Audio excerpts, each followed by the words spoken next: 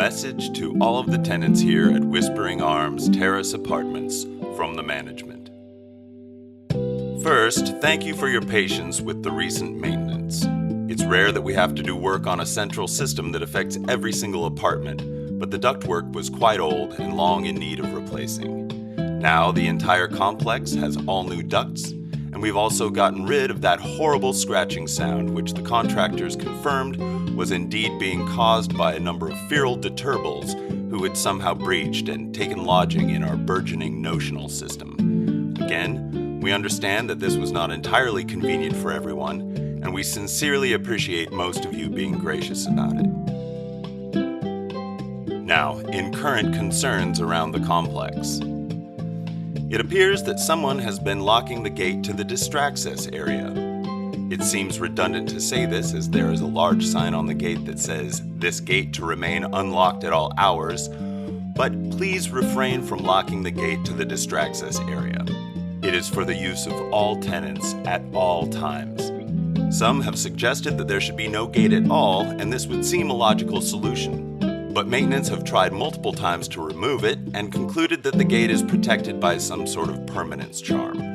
And while all of us at Whispering Arms certainly care about this enough to find a counterspell, we have a number of preceding priorities, so we kindly ask that you leave the gate unlocked for such time as it exists. On another note, we have received several complaints about a certain sound emanating from Building X, the source of which is unanimously guessed to be a delusional transformer. The parties who reported this made clear that they do not object to the use of a DT unit in the complex, but rather feel a little jealous and would like to be asked over from time to time to use the module. Of course, the device's owner and user has no obligation to do so, but we would simply ask that if they do not want to share their transformer, they turn down the output a little bit so as to not rub their increasing contentment and enlightenment in the faces of their neighbors. Finally, we have received multiple inquiries about whether there will be any kind of celebration for the Day of Negligible Difference. Though the management cannot contribute any funds for such an event, we are happy to make the interminable Recreation Center and adjoining constantly unfolding patio mezzanine available at no cost for a tenant-organized event. Trace Mountain from Building Extreme has expressed interest in leading the effort for a Negligible Difference party and has asked us to refer anyone who wants to help conjure the necessary magnification to them. And of course, from all of us at Whispering Arms Management, we wish you a most clarified Negligible Difference Day. Please be kind to the cleaning crew and remember to clean up the bits of yourself that you sloughed off as you purified in the collective molting ceremony. We understand that after undergoing even such a minor transformation as this, it's easy to forget the pieces of skin and shell that now seem so foreign to you. Last year there was a pretty big mess, and the cleaning staff asked that if there was to be another ceremony this year, that we remind you to take care of the detritus. Thank you in advance for doing so, and enjoy the festivities. Sincerely, Whispering Arms Terrace Apartments Management.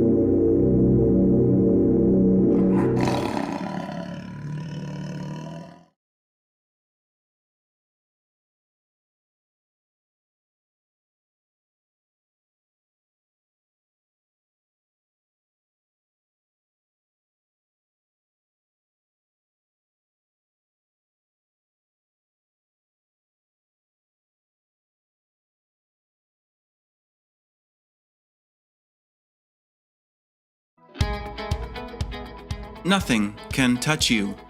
Nothing can touch you is a direct address. You know who you are. You might be a bitch-ass motherfucker or an angel, but either way, nothing can touch you. You are removed. You are beyond. You are super. This is your ballad. This is your song. Enjoy it while it lasts. It lasts forever.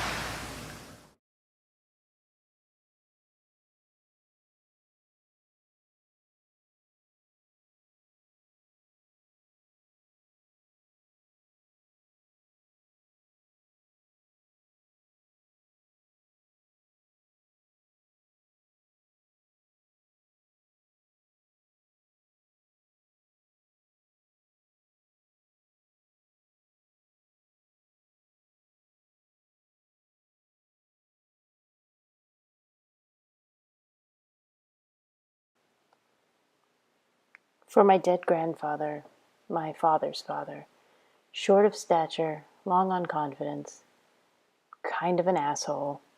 At least that's what I said about him once, after he was gone, when I was talking to someone who didn't know him. I had never called him that, and I wondered if it was true.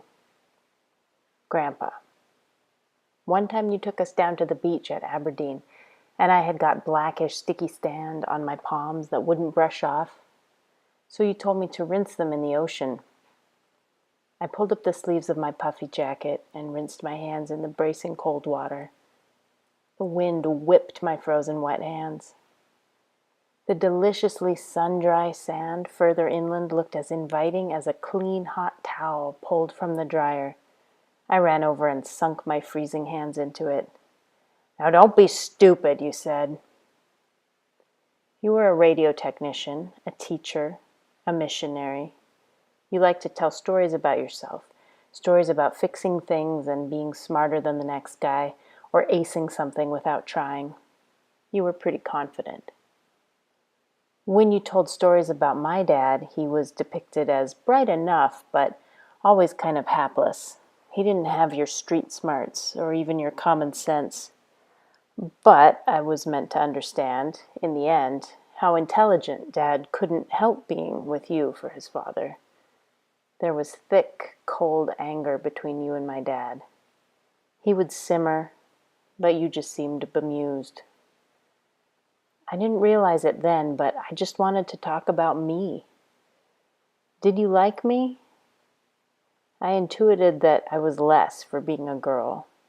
You were glad I was taking piano lessons. I remember you talking reverently about Bach as I practiced on the upright piano in the living room. Music could get your attention. There were some musicians who were insanely accomplished on your side of the family, and some who were just insane. You died at a nursing home in Indiana.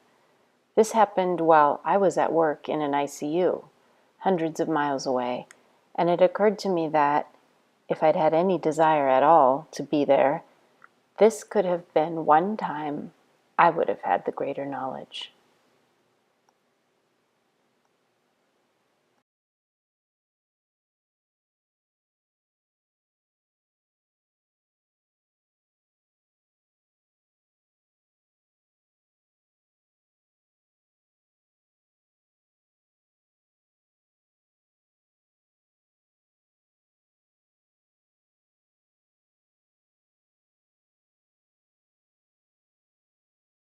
Welcome.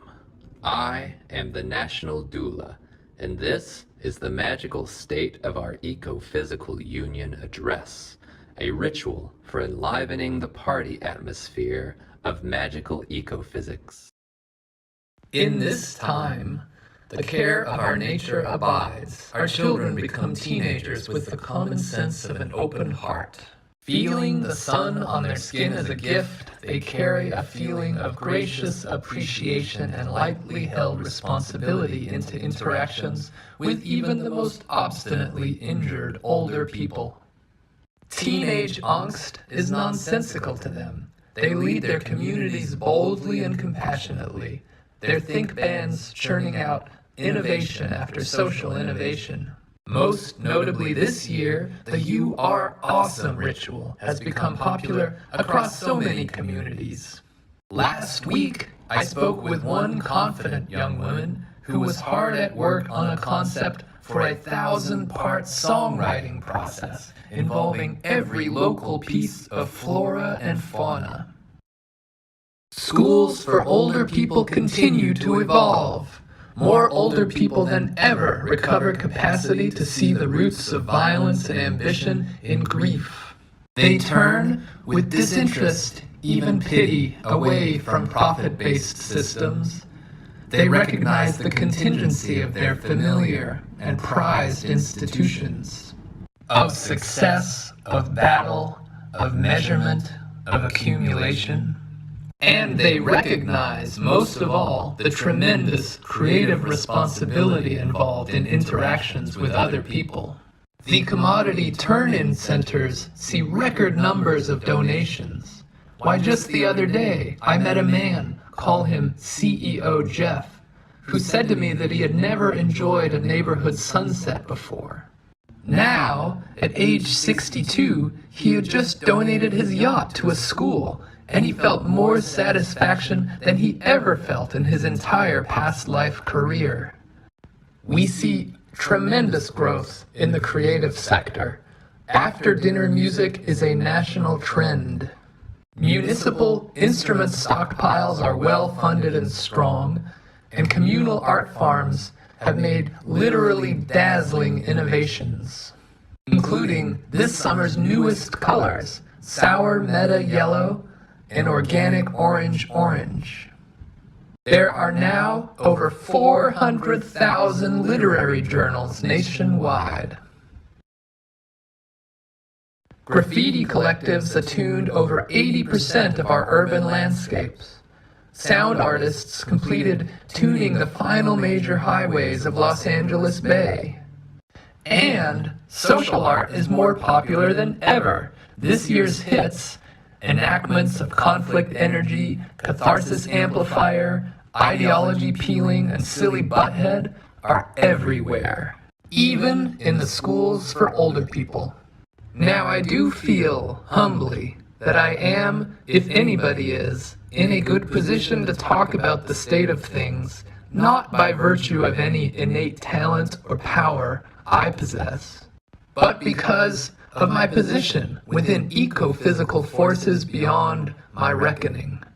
So I wish to remind you, not as a pretentious imposition, but as a humble recitation of the learnings passed to me, that the unfolding of our being is perfect and yet to be perfected.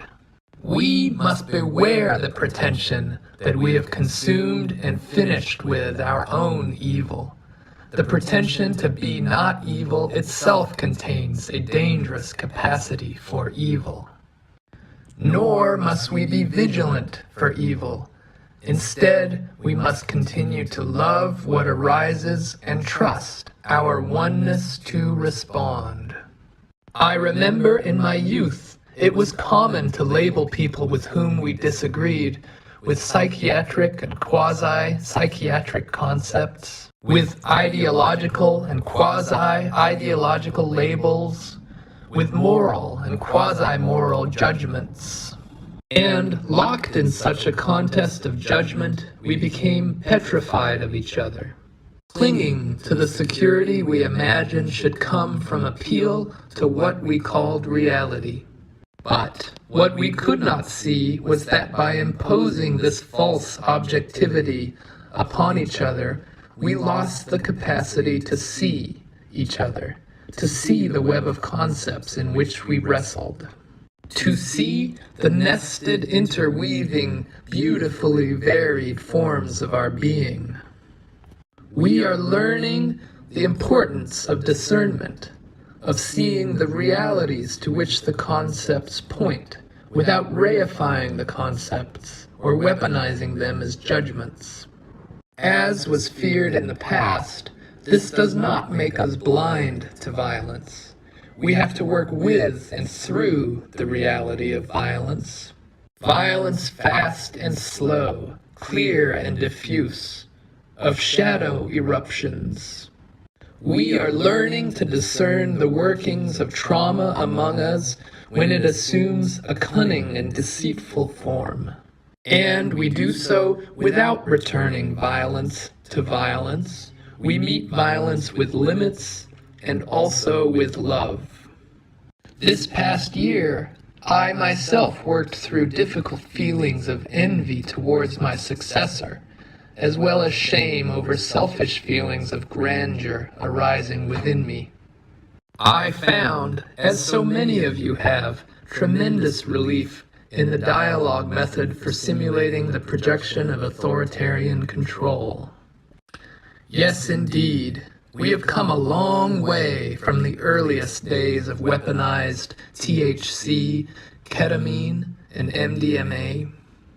And so I say to you, in the endless now, with gratitude and humility, and a hint of shadowy superiority about which I feel subtle guilt, and in turn, compassion for myself and the lingering roots of my earliest traumas. The state of our ecophysics is in bloom.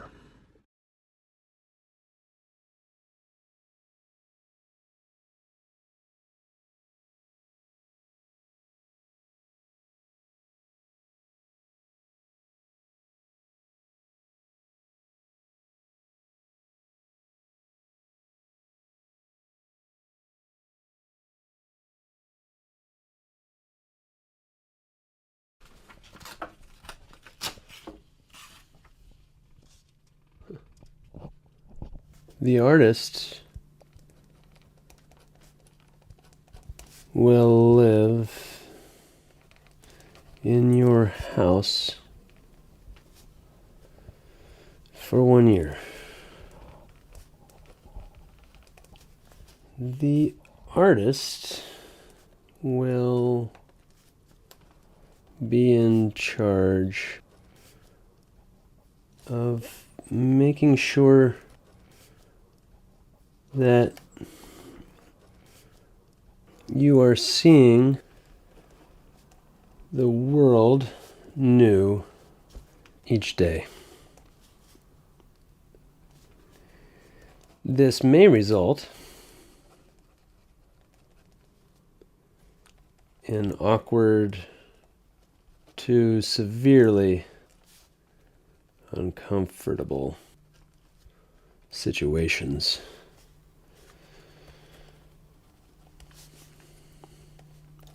You will be changed.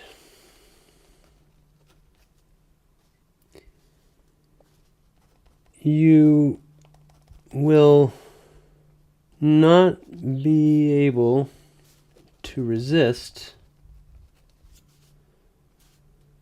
the world any longer.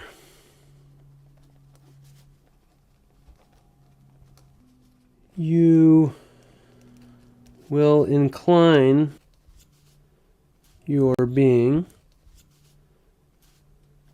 toward the heart of unknowing.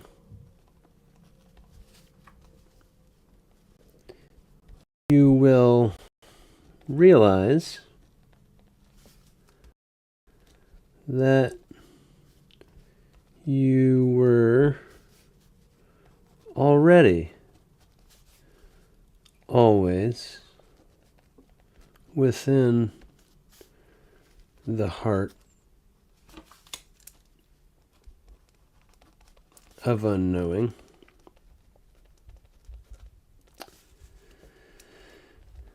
Your erotic sphere will throb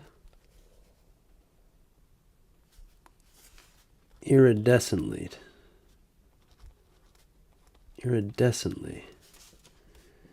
in flesh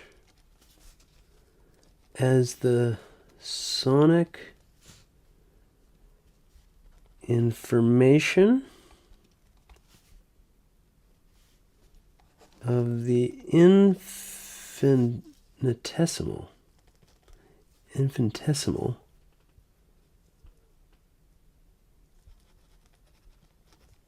moment. Your sentimental bullshit will become the precious life force of the ancestors revealed.